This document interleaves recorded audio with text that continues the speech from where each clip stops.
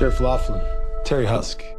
I had a question about some flyers I keep seeing. White power. Is that the Aryan nation? One of the things that I love about the movie is about a movie about characters.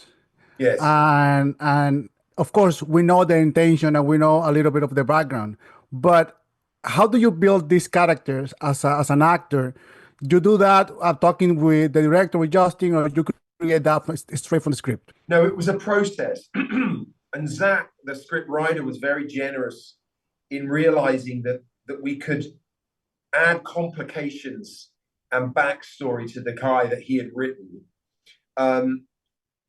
So the three of us, Zach, the writer, Justin, the director, and myself, really worked at developing a three-dimensional man that you could slowly peel away as the story unfolds.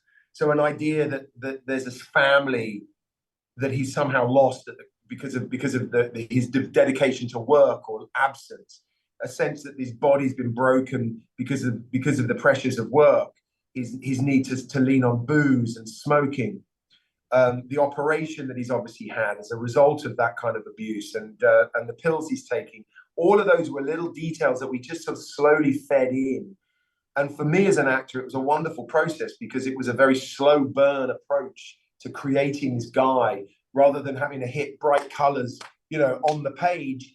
It meant that I could, it meant that I could really sit back on the life, if you like, of this man, which better served the part because he is someone who is somewhat broken and weary by his life. But also I read that your character probably is the only one who's not based on real story, because this is based on real story.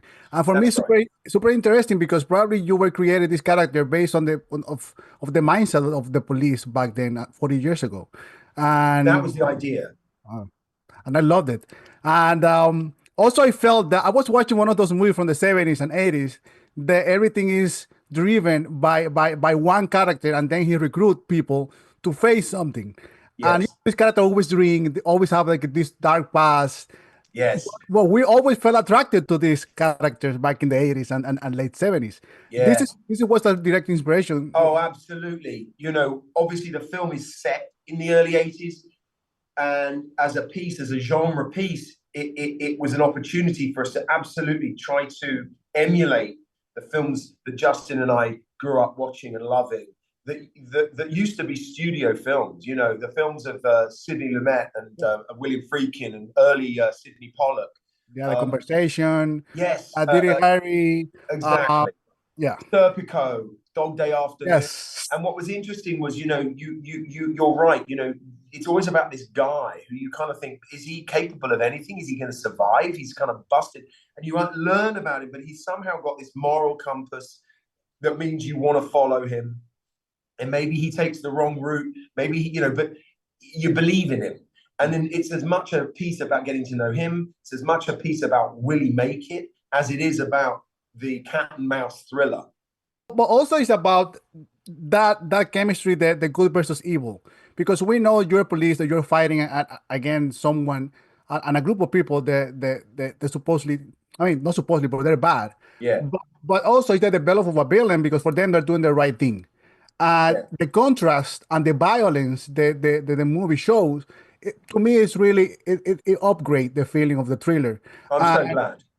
Yes, and because the first shot that we have is a violent situation. Yeah. And I wonder, it's your definition, because you've been in so many projects this year, being awesome for you, so many different genres. Is your definition of a violent film or being violent had changed after you watch movies like this or stories like this? I think you have to use it carefully. I think you can't be just mindless. I think, what we knew and what we realized early on was that we had to unpack all of the individuals in this story, that it would not have been as multi-layered, it would not have been as effective, and the violence would not have meant anything if we hadn't understood or tried to understand why these people are behaving the way they are. That, like you said, to them, they believe they're on a mission. To them, they have an excuse, a reason. Why? This is why it has relevance today and has had for the last, goodness knows, 200 years or more.